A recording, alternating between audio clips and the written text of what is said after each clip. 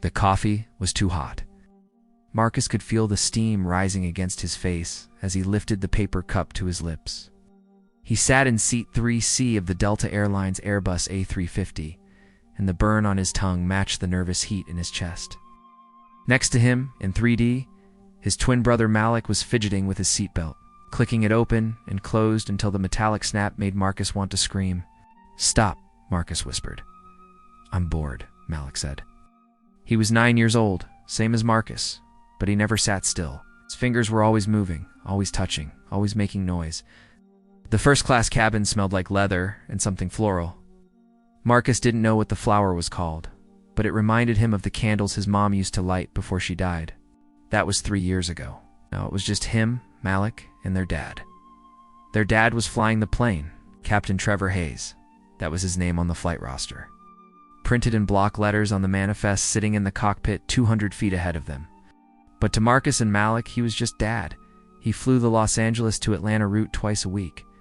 And today, for the first time ever, he'd upgraded his boys from coach to first class as a birthday surprise. Marcus looked down at his sneakers. They were scuffed. The laces were frayed. He tucked his feet under the seat, suddenly aware that everyone else in first class was wearing shoes that probably cost more than his entire outfit. A flight attendant walked past. She was young, maybe 25, with red hair pulled into a tight bun. Her name tag said Jessica. She smiled at them. "You boys need anything?" Jessica asked. "Can I have another Sprite?" Malik asked. "Sure thing, sweetie." She disappeared into the galley. Marcus heard the hiss of a soda can opening, the clink of ice against glass, sounds that meant everything was normal, everything was fine. Then the smell changed.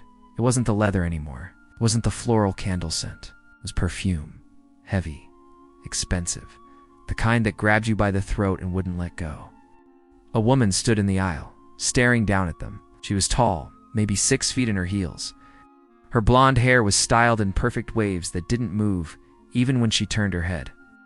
She wore a cream-colored suit that looked like it had been ironed 5 minutes ago, and her lips were painted the color of blood. Her eyes landed on Marcus first, then Malik.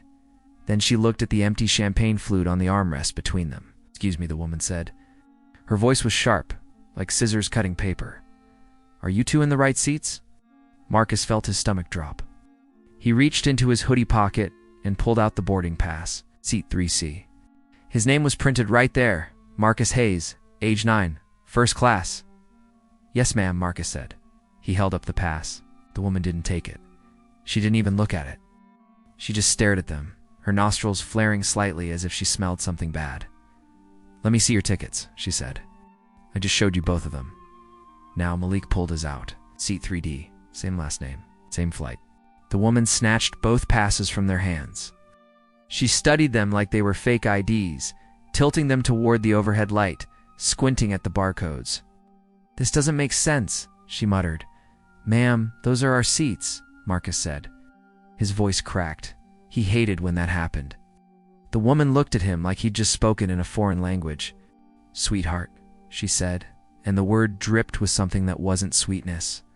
"First class is for adults, for people who paid for the experience. You two look like you wandered off from a school field trip." Marcus's face went hot. Could feel the other passengers watching now. The businessman in 2A lowered his Wall Street Journal. The older couple in row 4 stopped whispering. "We didn't wander," Malik said. His voice was louder than Marcus's, sharper. "Our dad's the pilot. He bought us these seats." The woman laughed. It was a short, ugly sound. "Your dad's the pilot," she repeated. She turned to the businessman in 2A. "Did you hear that? Their dad's the pilot." The man didn't respond, just looked uncomfortable and went back to his newspaper. Jessica came back with the Sprite. She saw the woman holding the boarding passes and froze. "Mrs. Whitmore," Jessica said carefully, "is there a problem?" "Yes, there's a problem," Mrs. Whitmore said. She handed the passes to Jessica. "These children are in first class. Clearly, there's been a mistake." "No mistake," Jessica said. She glanced at the passes, then at the boys. "They're booked in 3C and 3D. It's all correct." "Look at them," Mrs. Whitmore hissed. She leaned in close to Jessica, but her voice was loud enough for everyone to hear. "Do they look like they belong here?" The cabin went silent. Even the hum of the air vents seemed to pause. Marcus knew what she meant. He wasn't stupid. He'd heard it before at school, at the grocery store, at the park. People looked at him and Malik and made assumptions. Two black kids in a fancy place? Must be a mistake. Must be charity. Must be something wrong. They have tickets, Jessica said quietly. No, they're staying in their seats. Mrs. Whitmore's jaw tightened. She turned back to Marcus and Malik, and this time, her smile was worse than her scowl. Listen, boys, she said, crouching down so her face was level with theirs. Up close, her perfume was suffocating. Marcus wanted to cough, but didn't. I'm sure this is very exciting for you. But first class isn't a playground. It's not a place for kids to run around and cause trouble. There are people here who paid a lot of money for peace and quiet. We're not causing trouble, Marcus said. Not yet, Mrs. Whitmore said, but kids like you always do. Malik stood up. He was small for his age, but he stood up anyway, his fists clenched at his sides. What does that mean? Malik asked. Kids like us? Mrs. Whitmore straightened. She looked at Jessica. I want them moved, she said. I don't care where, Coach. The back row, I don't care. But I will not sit near them for the next 4 hours. Jessica's face went pale. She opened her mouth, closed it, then opened it again. Mrs. Whitmore, I can't then get me someone who can. Up in the cockpit, Captain Trevor Hayes was running through the pre-flight checklist with his co-pilot. A chatty guy named Sam who wouldn't stop talking about his new boat. 42 feet, Sam was saying. Twin engines. Gotta come out to the lake, man. Bring the boys. Trevor wasn't really listening. He was thinking about Marcus and Malik, sitting in first class for the first time. He'd saved up for months to afford those seats. He wanted them to feel special. Wanted them to know that even though their mom was gone, he was still here, still trying. Intercom beeped. Captain Hayes. Jessica's voice came through, shaky and thin. We have a situation in the cabin. Trevor's stomach tightened. Situation was never a good word on a plane. What kind of situation? He asked. It's about your sons, sir. The pen in Trevor's hand stopped midair. Sam looked over, eyebrows raised. What about them? Trevor said slowly. There's a passenger, Mrs. Whitmore. She's demanding that they be moved. She says they don't belong in first class. The words hung in the air like smoke. Trevor's hand tightened around the intercom. He could feel his pulse in his ears. Is there a problem with their tickets? He asked, his voice dangerously calm. No, sir. The tickets are fine. It's just Mrs. Whitmore is very insistent. She's threatening to file a complaint with the airline if they stay. Let her file, Trevor said. My sons are staying in their seats. There was a pause. Sir, she's saying things about them, about why they shouldn't be in first class. Sam was staring now. Trevor could see the confusion on his face. What kind of things? Trevor asked. Jessica hesitated. She said they look like they don't belong. She said kids like them always cause trouble. Trevor cut her off. Is she touching them? No, sir, not yet, but she's standing over them. Trevor unbuckled his seatbelt. Sam grabbed his arm. Whoa, man, where are you going? We're about to taxi. Handle it, Trevor said. His voice was cold, flat. The kind of voice that didn't leave room for argument. He opened the cockpit door and stepped into the galley. The smell of coffee and recycled air hit him.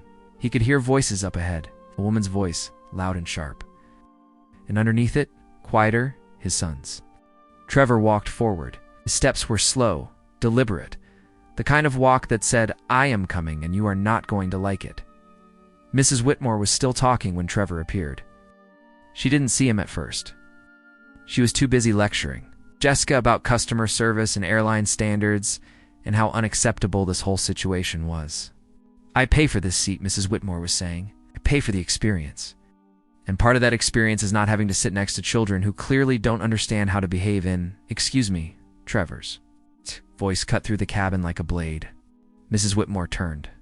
Her eyes traveled from Trevor's polished black shoes up his crisp white pilot's uniform, past the 4 gold stripes on his shoulder, and finally to his face.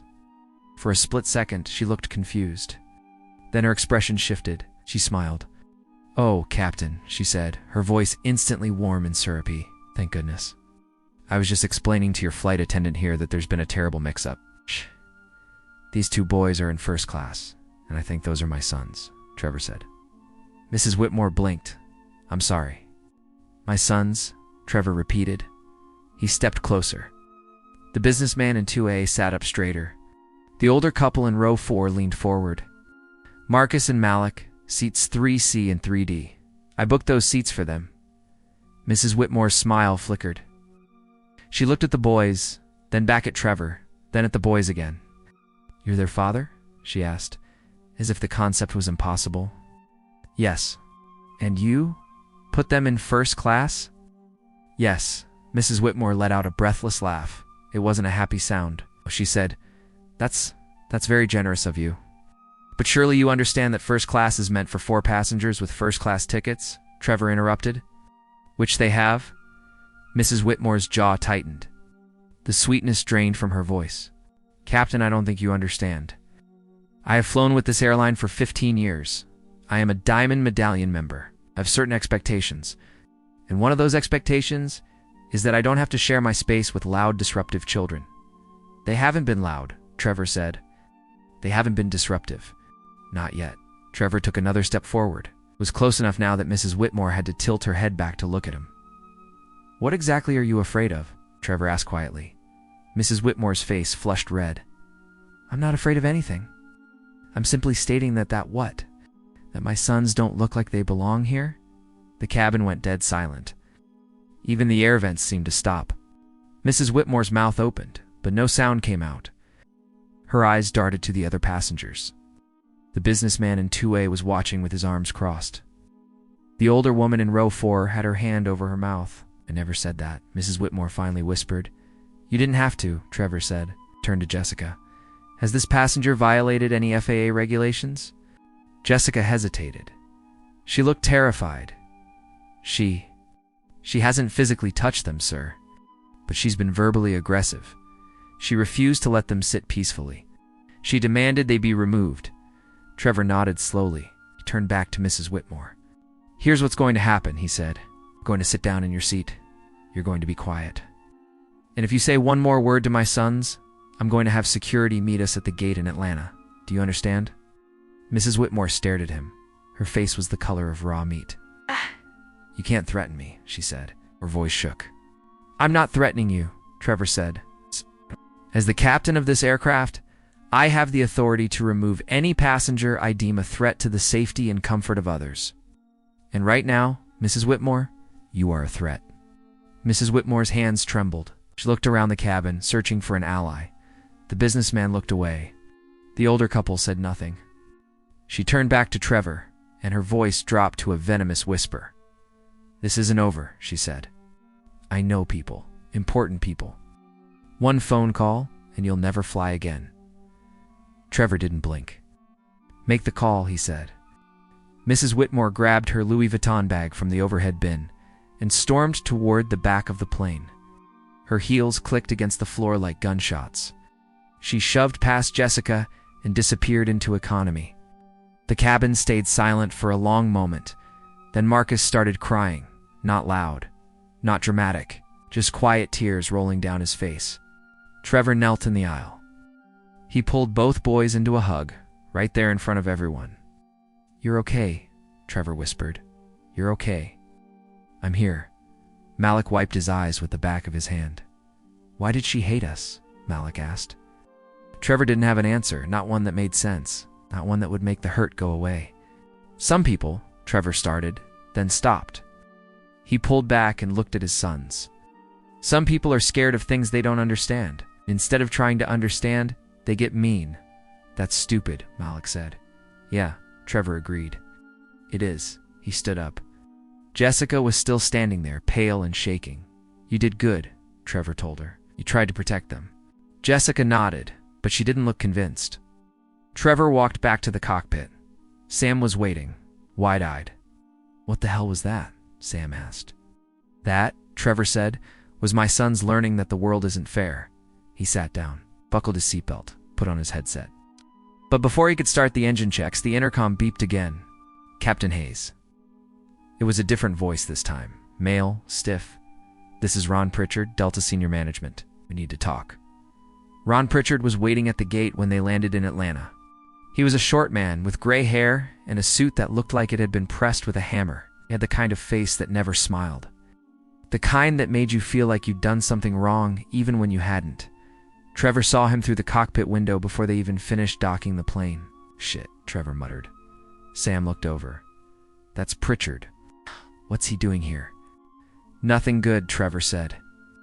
He finished the shutdown checklist in record time, grabbed his cap, walked off the plane before the passengers even started unbuckling. Pritchard was standing at the jetway door, arms crossed. "Captain Hayes," Pritchard said. His voice was clipped, professional, cold. "We need to discuss what happened on this flight." "What about it?" Trevor asked. "You threatened a passenger?" "I protected my children." Pritchard's jaw twitched. "Mrs. Caroline Whitmore is a Diamond Medallion member. She's flown with us for 15 years. She's never had a single complaint. Until today," Trevor said. "She called the CEO directly," Pritchard continued. "She said you were aggressive, unprofessional. She said you abandoned the cockpit during taxi to confront her. I left the cockpit to stop a passenger from harassing my 9-year-old sons." Pritchard sighed. He rubbed his temples like he had a headache. "Trevor, I get it. You're a father. You wanted to protect your kids. You can't just walk off the flight deck because someone's being rude. You're the captain. You're supposed to stay in the cockpit."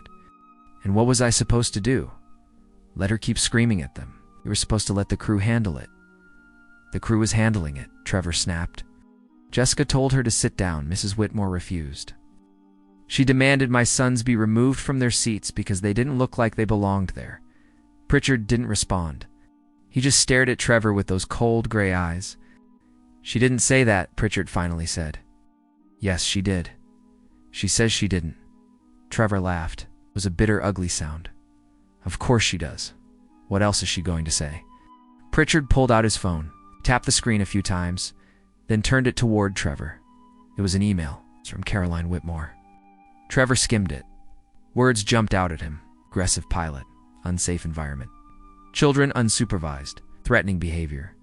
"She's lying," Trevor said. "Maybe," Pritchard said. "But she's also a very valuable customer. And you, Captain Hayes, are an employee." Trevor's blood went cold. "What are you saying?" Pritchard slipped the phone back into his pocket. "I'm saying you're grounded, pending investigation." The words hit like a punch. "You're suspending me?" "Temporarily," Pritchard said, "until we review the incident. Talk to witnesses. Get the full story. The full story is that a racist woman harassed my sons, and I stopped her." "Don't make this about race," Pritchard said quietly. Trevor stared at him. "Don't make this about race?" Trevor repeated. "Are you serious?" "I'm serious about this airline's reputation," Pritchard said. "And right now, your actions have put that reputation at risk. So yes, you're grounded. 2 weeks. Maybe more." He turned to walk away. "Ron," Trevor called. "Right." Pritchard stopped. "If you suspend me," Trevor said, "I'm going public. I'm going to every news outlet in the country. I'm going to tell them how Delta protects racist passengers and punishes black pilots for defending their children." Pritchard turned back. "Right?" His face was stone. "If you do that," Pritchard said, "you'll never fly for this airline again." He walked away. Trevor stood there in the empty jetway, his hands shaking. Behind him, passengers were starting to file off the plane. He saw Marcus and Malik near the front, holding hands, looking small and scared. He walked over to them, forced a smile. "Come on," Trevor said. "Let's go home." The house smelled like old pizza and laundry detergent. Trevor unlocked the door and let the boys inside. They dropped their backpacks by the couch and went straight to the TV. SpongeBob SquarePants started playing, loud and obnoxious and comforting. Trevor went to the kitchen. He opened the fridge, stared at the half-empty carton of milk, the leftover Chinese food, the bottle of beer he'd been saving for a good day. This was not a good day. His phone buzzed. A text from Sam. "Heard about the suspension." "That's bullshit, man. Let me know if you need anything." Trevor didn't respond. He just set the phone on the counter and stared at it. 2 weeks without pay. Maybe more. Maybe forever. How was he going to explain this to the boys? He walked into the living room. Marcus and Malik were curled up on the couch, half asleep already. They always crashed after flights. Trevor sat down between them, put an arm around each of them. "You guys okay?" he asked. Yeah, Marcus mumbled. That lady was mean, Malik said. Yeah, Trevor agreed. Are we in trouble? Marcus asked. Trevor looked at him, saw the worry in his eyes. No, Trevor said. You're not in trouble. I am. Why? Because I stood up for you. Malik frowned. That's stupid, he said. Trevor laughed. It felt good. Yeah, he said. It is. They sat there in silence, watching SpongeBob chase jellyfish across the screen. Trevor's phone buzzed again. Another text. This one from a number he didn't recognize. Captain Hayes, this is Ben Crump. I represent clients in civil rights cases. I saw the story about your sons on social media. I'd like to talk. Please call me. Trevor stared at the message. Social media? He opened Twitter. Searched Delta First Class. The first result was a video, 40 seconds long, filmed by the businessman in seat 2A. It showed Mrs. Whitmore standing over Marcus and Malik, her face twisted with anger. Showed her grabbing their boarding passes. Showed her saying, clear as day, kids like you always cause trouble. The video had 2 million views. Trevor's hands went numb. This was bigger than he thought. This was about to get a whole lot worse. The video kept spreading. By morning, it had 15 million views. By noon, it was on CNN. Trevor sat in his living room, watching himself on national television. The anchor, a woman with perfect teeth and serious eyes, was reading from a script. The incident occurred on Delta Flight 2947 from Los Angeles to Atlanta. Caroline Whitmore, a longtime Delta customer, allegedly harassed 2 9-year-old boys in first class, questioning whether they belonged there. The boy's father, Captain Trevor Hayes, confronted Whitmore and defended his sons. Hayes has now been suspended by Delta, pending an investigation. The screen cut to the video. Trevor watched Mrs. Whitmore's face, frozen in a sneer. He watched Marcus's hand shake as he held up his boarding pass. He watched Malik's small fists clench. Anchor came back on. Whitmore has issued a statement through her attorney, calling the video misleading and claiming she was simply concerned about unaccompanied minors in first class. Delta has not yet commented. Trevor turned off the TV. His phone had been ringing non-stop. Reporters, lawyers, strangers offering support, strangers sending death threats. He'd stopped answering hours ago. There was a knock at the door. Trevor opened it. A man stood on the porch holding a briefcase. He was tall, black with graying hair, and eyes that looked like they'd seen every injustice the world had to offer. Captain Hayes? The man asked. Yes, I'm Ben Crump. Trevor stared. The Ben Crump. The lawyer who'd represented George Floyd's family, Breonna Taylor's family, Ahmaud Arbery's family. I know who you are, Trevor said. Good, Crump said. Then you know I don't lose. He stepped inside without waiting for an invitation. Crump sat on the couch, opened his briefcase, pulled out a thick folder. Been reviewing your case, Crump said. Delta suspended you for defending your children. That's wrongful termination, retaliation, discrimination. They said it's temporary, Trevor said. They're lying, Crump said flatly.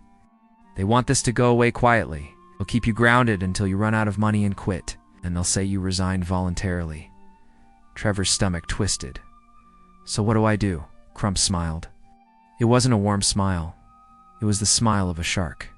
You fight, Crump said. You make it loud. The lawsuit was filed 3 days later. Captain Trevor Hayes versus Delta Airlines and Caroline Whitmore. Charges: racial discrimination, hostile work environment, wrongful suspension, intentional infliction of emotional distress. The media went insane. Every major outlet picked up the story. CNN, Fox News, MSNBC, the New York Times, the Washington Post. Trevor's face was everywhere. So was Mrs. Whitmore's.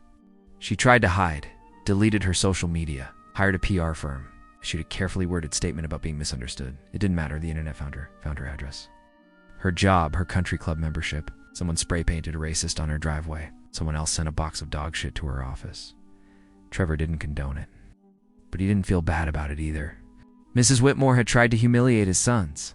Now she was learning what humiliation felt like. But Delta wasn't backing down. They hired a team of lawyers from a firm called Morrison & Steele, known for destroying plaintiffs in discrimination cases. The lead attorney was a woman named Victoria Cross. She was 50, sharp-faced, and mean as a snake. She held a press conference outside Delta's headquarters. Captain Hayes is a disgruntled employee with a history of disciplinary issues, Cross said into the microphone. This lawsuit is nothing more than a cash grab. He is using his children as pawns to extort money from a company that gave him every opportunity. The reporters shouted questions. What disciplinary issues? Is Delta saying Captain Hayes is a bad pilot? Are you calling the video fake? Cross smiled thinly. No comment at this time. She walked away, heels clicking on the pavement. Trevor watched the press conference from his living room. His hands were shaking. They're lying, Marcus said. He was standing in the doorway, arms crossed. He never got in trouble. I know, buddy, Trevor said. But he wasn't sure. Not anymore. Delta had his personnel file. They could spin anything. A late arrival, a missed meeting, harsh word to a ground crew member. They were going to make him look bad, and there was nothing he could do to stop it. The deposition was held in a gray conference room that smelled like stale coffee and desperation. Trevor sat across from Victoria Cross and 3 other Delta lawyers. A court reporter sat in the corner, fingers flying over her stenography machine. Ben Crump sat next to Trevor, calm and steady. Cross started with the basics. Name, age, employment history. Then she went for the throat. Captain Hayes, how many times have you been late to a flight in the past 5 years? Trevor frowned. I don't know. A few times, maybe? 7 times, Cross said, sliding a document across the table, according to your attendance record. Trevor glanced at the paper. It listed dates and times. Most of them were weather delays or traffic. Nothing serious. So, those weren't my fault, Trevor said, but they're on your record. So, Cross leaned forward. So it shows a pattern of unreliability, putting your personal life ahead of your professional obligations. That's not true, isn't it? You left the cockpit during taxi to confront a passenger. You abandoned your post. You put the entire flight at risk because you couldn't control your emotions. Trevor's jaw tightened. I left the cockpit because my sons were being harassed. Or because you have anger issues, Cross said smoothly. Tell me, Captain Hayes, have you ever been in a physical altercation? Trevor hesitated. Define altercation. A fight, shoving match. Anything involving physical aggression? Trevor thought back. There was that one time in college. A drunk guy at a bar had called him a slur. Trevor had shoved him. The guy had swung back. It was nothing. Ancient history. Once, Trevor admitted. 20 years ago. Cross smiled. She made a note on her legal pad. So you have a history of violence? That's not what I said, but it's what you admitted, Crump cut in. This is ridiculous. Bar fight from 2 decades ago has nothing to do with this case. Cross ignored him. She pulled out another document. Captain Hayes, are you aware that Caroline Whitmore has filed a restraining order against you? Trevor's stomach dropped. What? Cross slid the paper across the table. It was a court order, signed by a judge. Mrs. Whitmore claims she fears for her safety. She says you threatened her on the plane. She says you've been harassing her online. I haven't done anything, Trevor said. His voice was rising. I don't even have her contact information. Then explain these, Cross said. She pulled out screenshots of Twitter posts, messages sent to Caroline Whitmore's now deleted account. You're a racist bitch. Hope you die. We know where you live. Trevor stared at the messages. His username was at the top of each one, but he hadn't sent them. This is fake, Trevor said. Someone hacked my account. Or you sent them and are now lying about it, Cross said. Crump slammed his hand on the table. This deposition is over. You're clearly not interested in the truth. You're trying to intimidate my client. Cross smiled. I'm just doing my job, Mr. Crump. If Captain Hayes has nothing to hide, he shouldn't be afraid of a few questions. They left the conference room. Trevor was shaking. They faked those messages, he said. I never sent them. I know, Crump said. But it doesn't matter. They're going to use them to paint you as unstable, dangerous. They're trying to flip the narrative. So what do we do? Crump stopped walking. He turned to face Trevor. We find out who really sent those messages, Crump said. And we prove Delta is dirty. The hacker was a kid named Ethan, 22 years old. Lived in his mom's basement in Ohio. Crump's investigator tracked him down in 3 days. Ethan confessed immediately. Said he'd been paid $5,000 by someone named John to hack Trevor's Twitter account and send the threatening messages. He didn't know who John was, just a voice on the phone, a wire transfer to his PayPal. But Crump's team traced the payment. It came from a shell company registered in Delaware, and that shell company was funded by Morrison and Steele. Delta's law firm had paid someone to frame Trevor. Crump filed an emergency motion with the judge, demanded the restraining order be dropped, demanded sanctions against Delta's lawyers. The hearing was scheduled for the following Monday. But before they could get there, something else happened. Mrs. Whitmore gave an interview. She sat in a plush chair, perfectly lit, makeup flawless. The interviewer was a sympathetic older woman from a conservative news network. "Mrs. Whitmore," the interviewer said gently, "you've been through so much. Tell us your side of the story." Mrs. Whitmore dabbed at her eyes with a tissue. She didn't cry, just dabbed. "I was terrified," she said. Her voice trembled. "Those boys, they were so loud, so aggressive. And when I politely asked them to quiet down, their father came storming out of the cockpit. He grabbed my arm, screamed at me." Trevor watched the interview from his couch. His fists were clenched so tight his knuckles turned white. Leek said. He was sitting next to Trevor, staring at the screen. "Dad didn't touch her." "I know," Trevor said. On the TV, Mrs. Whitmore continued, "I've been harassed ever since. Death threats. My address leaked online. People showing up at my house.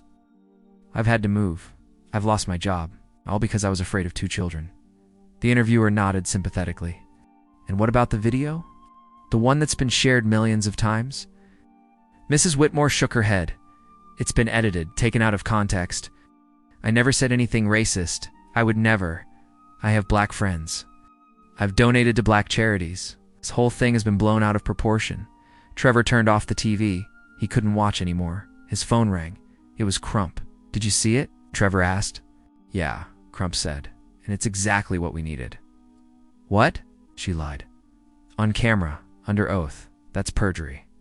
On TV, it's defamation. We can use this." Trevor closed his eyes. He was so tired. Tired of fighting. Tired of being called a liar. Tired of watching his sons cry themselves to sleep because strangers on the internet were calling their dad a violent thug.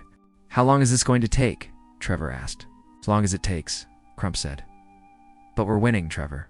They're desperate, and desperate people make mistakes." The trial started 6 months later. The courthouse was packed. Porters lined the steps. Protesters held signs. Some said justice for Trevor. Others said Delta discriminates. A smaller group held signs that said Whitmore is the victim and all lives matter. Trevor walked through the gauntlet with his head down. Marcus and Malik held his hands, one on each side. Inside, the courtroom smelled like old wood and nerves.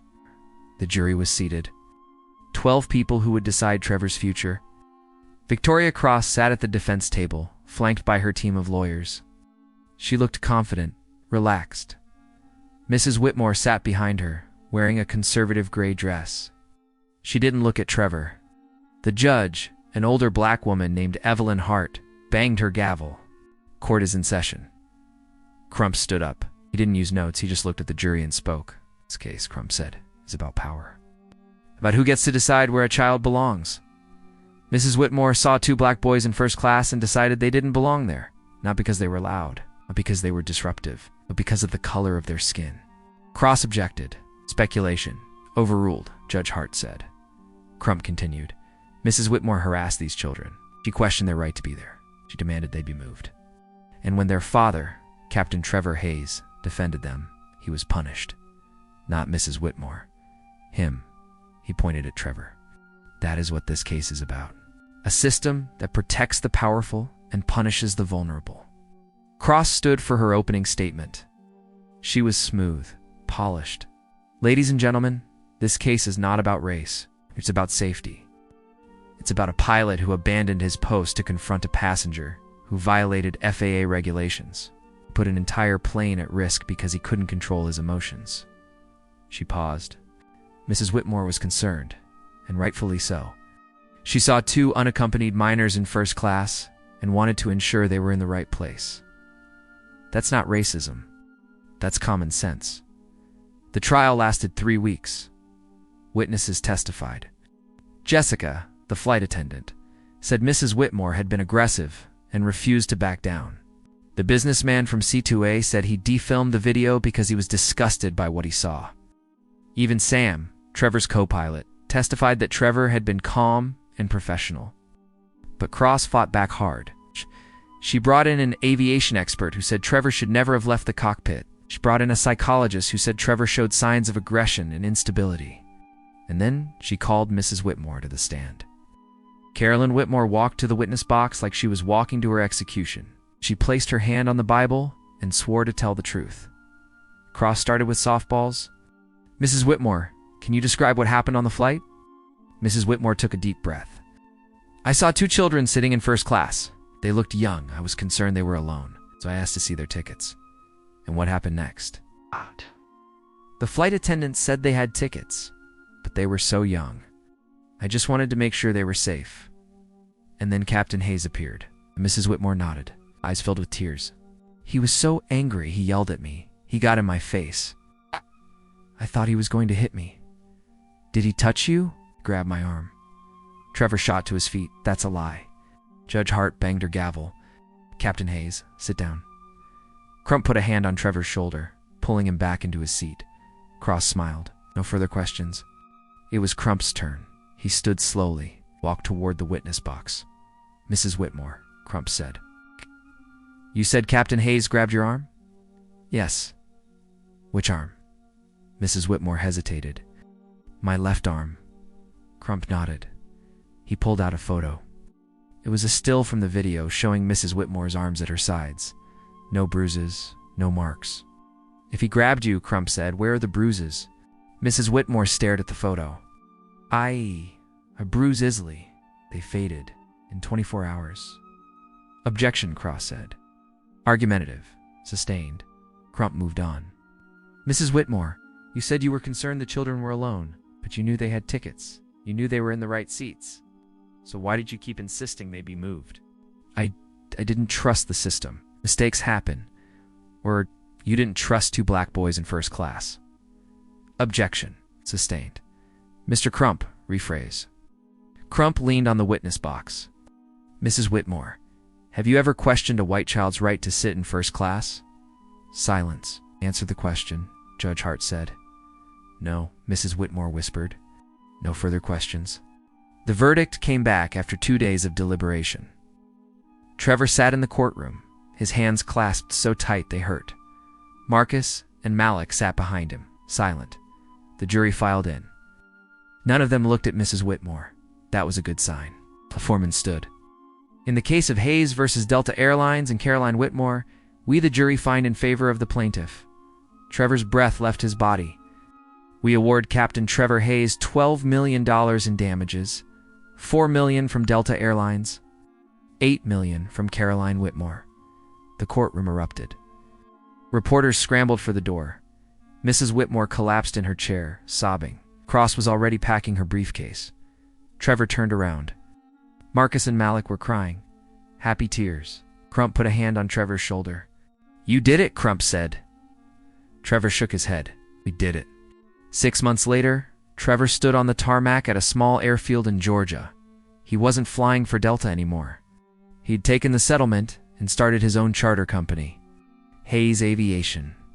The logo was 2 silhouettes of boys, standing side by side looking up at the sky. Marcus and Malik were with him, wearing matching pilot caps. Ready? Trevor asked. Ready, they said together. They climbed into the cockpit of a small Cessna. Trevor started the engine. The propeller spun, whipping the air, lifted to the runway, lifted off. And as they climbed into the clear blue sky, Trevor looked over at his sons. They were smiling, they were free, and no one would ever make them feel small again. Celebration didn't last long. Trevor sat in Ben Crump's office 3 days after the verdict.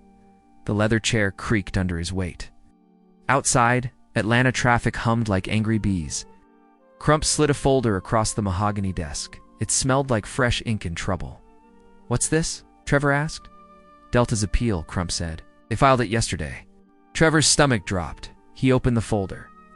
Legal jargon swam across the pages. Words like procedural error and excessive damages and motion to vacate. They can't do this, Trevor said. The jury decided. They can, Crump said. And they will. Delta has unlimited money. They'll drag this out for years if they have to. Trevor closed the folder. His hands were shaking. So we won, but we didn't win. Not yet, Crump admitted.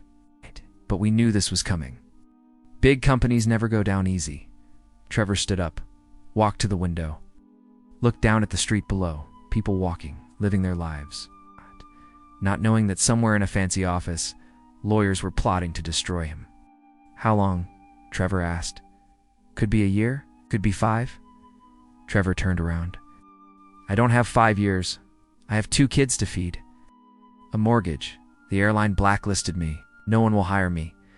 Crump leaned back in his chair. His face was unreadable. Then we hit them where it hurts, Crump said. We go after the real villain, Mrs. Whitmore. No, Crump said. She's just a puppet. Someone else is pulling the strings. The investigator's name was Dante Reeves, who was ex-FBI, built like a linebacker, with scars on his knuckles and eyes that saw through lies. Met Trevor at a diner that smelled like bacon grease and burnt coffee. The kind of place where the waitresses called you sugar and the hash browns came with a side of judgment. Dante slid into the booth across from Trevor, ordered black coffee, waited until the waitress walked away. What? I've been digging into Carolyn Whitmore, Dante said. And something doesn't add up. Like what? Trevor asked. Dante pulled out his phone, showed Trevor a bank statement. 3 days before your flight, Whitmore received a wire transfer, $50,000. From a company called Apex Solutions LLC. Trevor frowned. What's Apex Solutions? That's the thing, Dante said. It doesn't exist. It's a shell company. Front. Someone's hiding behind it. Hiding why? Dante took a sip of coffee, made a face like it tasted like motor oil. That's what we need to find out. He swiped to another image. A photo of a man in a suit. Late 50s. Silver hair. Smile that looked expensive. This is Richard Pemberton, Dante said. CEO of Morrison & Steele, the law firm representing Delta. I know who he is. Did you know he's also on Delta's board of directors? Trevor's blood went cold. That's a conflict of interest. Yup, Dante said, and it gets worse. Pemberton has been Delta's lawyer for 20 years. He's buried dozens of discrimination cases, paid off whistleblowers, threatened employees into silence. Trevor stared at the photo, at Pemberton's smug face. Think he paid Whitmore to harass my kids? I think someone did, Dante said. And Pemberton's the kind of guy who makes problems disappear? Your son's in first class? That was a PR nightmare waiting to happen. Black kids in a space they're not supposed to be. That challenges the whole system. Trevor's hands curled into fists. So what do we do? Dante smiled. It wasn't a nice smile. Prove it. The proof came from the most unexpected place. A USB drive. Delivered to Trevor's house in a plain manila envelope. No return address. No note. Trevor held it up to the light. It looked harmless. A tiny piece of plastic that could hold a universe of secrets. He plugged it into his laptop. The drive contained emails, dozens of them, sent from Richard Pemberton's private account. Trevor read them, his heart pounding harder with each line. Subject: The Haze Problem from R. Pemberton at morrisonsteel.com. 2. Redacted date: March 14th. We need to neutralize Hayes before this spirals. Public opinion is turning. Suggest we create a counter-narrative. Make him the villain. I have someone in mind who can help. Subject: The Hayes Problem from Redacted 2. R. Pemberton at morrisonsteel.com. Date: March 14th. Who? Subject: The Hayes Problem from R. Pemberton at morrisonsteel.com. 2. Redacted date: March 14th. Caroline Whitmore. Frequent flyer, diamond status. History of complaints about disruptive passengers. She's perfect. We pay her to escalate the situation. When Hayes reacts, we spin it as pilot aggression. She gets compensated. Get our narrative. Trevor's vision blurred. He read the email again. Then again, they'd planned it. Mrs. Whitmore hadn't just been a racist passenger. She'd been hired, paid to harass his children, paid to provoke him, paid to ruin his life. Trevor's phone was in his hand before he realized it. He called Crump. Ben, Trevor said. His voice shook. I have something you need to see. The press conference was held outside the federal courthouse. Ben Crump stood at a podium, flanked by Trevor, Marcus, and Malik. Behind them, Blown up to poster size was the email from Richard Pemberton.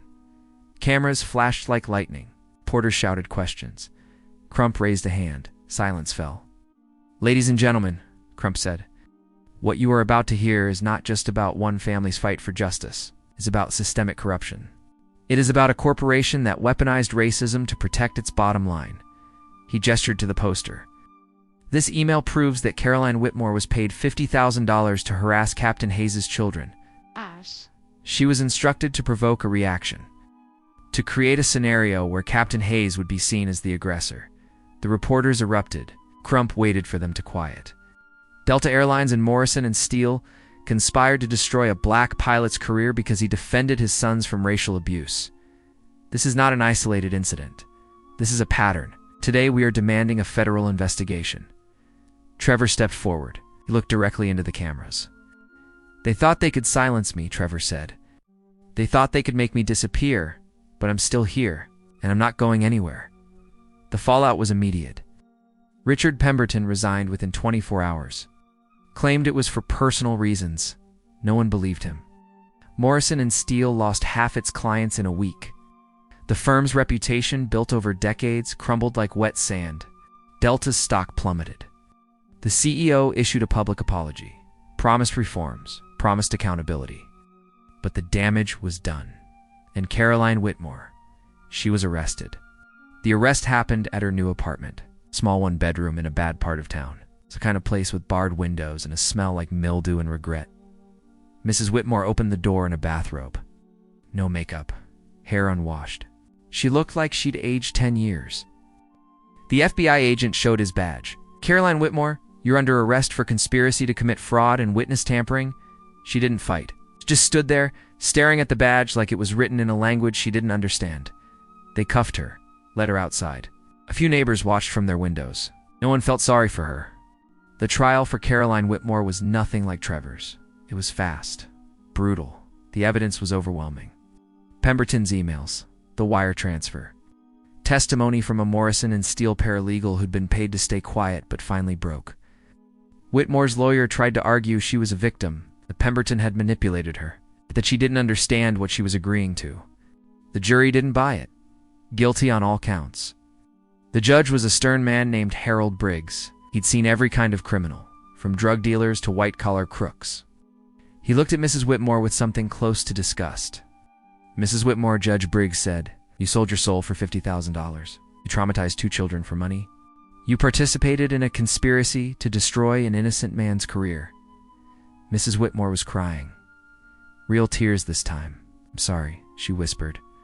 "I didn't know you knew," Judge Briggs interrupted. "You knew exactly what you were doing. Now you will pay for it." Sentence: 8 years in federal prison. Mrs. Whitmore collapsed, had to be carried out of the courtroom by bailiffs. Prison didn't suit Caroline Whitmore. She was housed at FCI Tallahassee, a low-security facility for white-collar criminals. It's the kind of place where former CEOs and embezzlers did their time.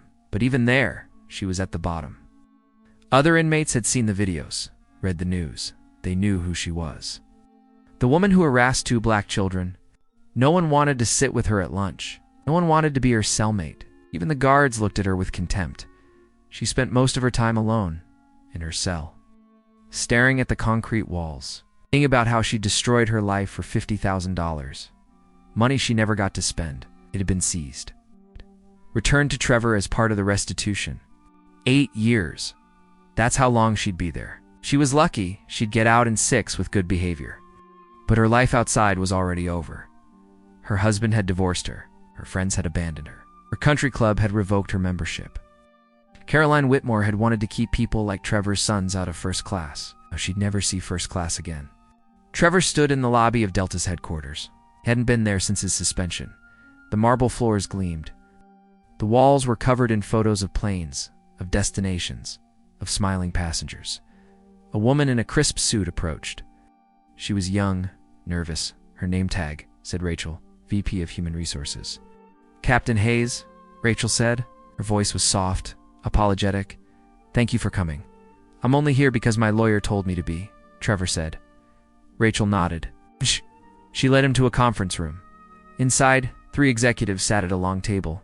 They looked uncomfortable, like they'd rather be anywhere else. The man in the middle stood, extended his hand. Captain Hayes, I'm Martin Cross, Delta's new CEO. I want to personally apologize for everything you've been through.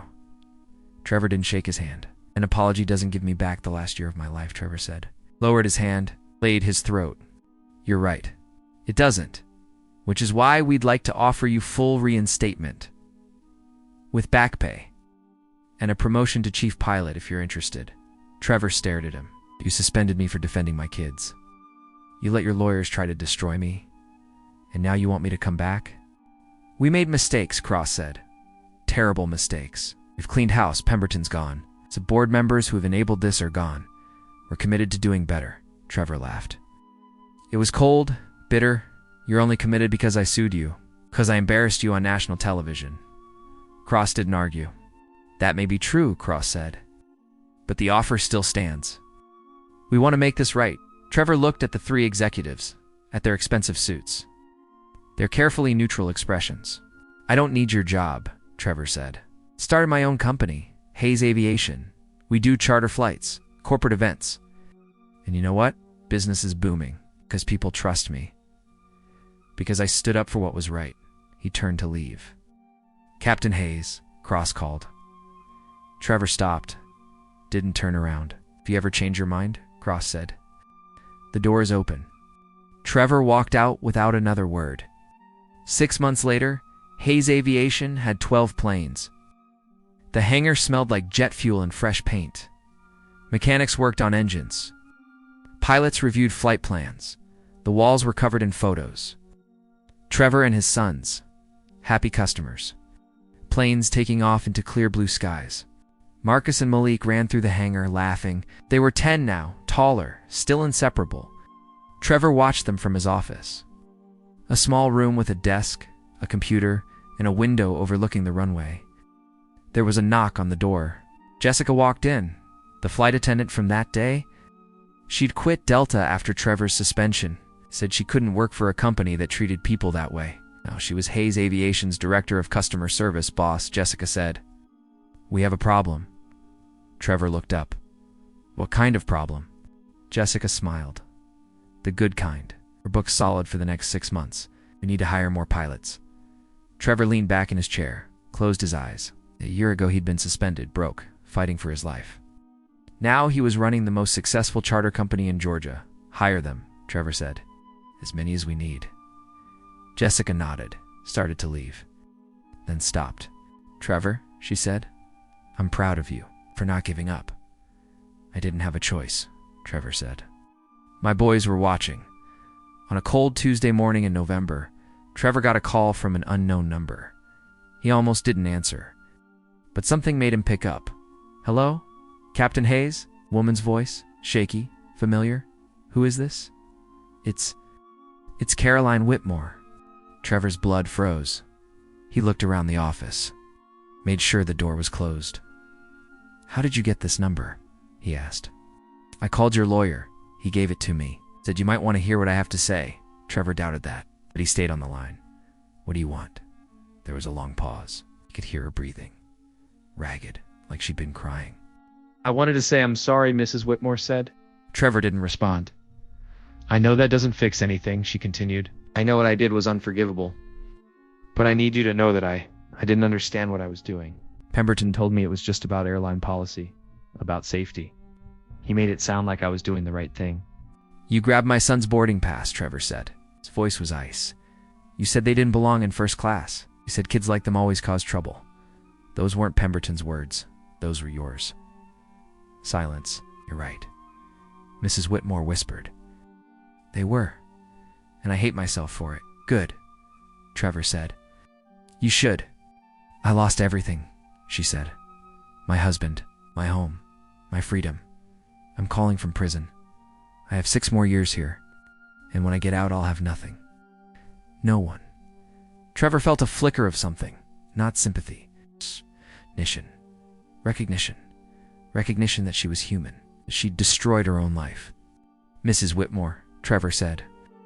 I hope those 6 years give you time to think, to really understand what you did, not just to me, to my sons. They were 9 years old. They were sitting quietly, and you tried to humiliate them. You tried to make them feel like they didn't belong. I know, she sobbed. Do you? Trevor asked. Do you really? Because it's easy to say you're sorry when you're locked up, when you've lost everything. But would you have apologized if you'd won? If I'd been fired and forgotten? She didn't answer. That's what I thought, Trevor said. He hung up. Marcus and Malik were in the hangar, sitting in the cockpit of a Cessna Citation. Trevor climbed in next to them. The leather seats smelled new. The control panel gleamed. You ready? Trevor asked. Ready, they said in unison. Trevor started the engine. The turbines whined, then roared. The plane rolled forward, taxiing toward the runway. They'd done this 100 times, but it never got old. The tower gave clearance.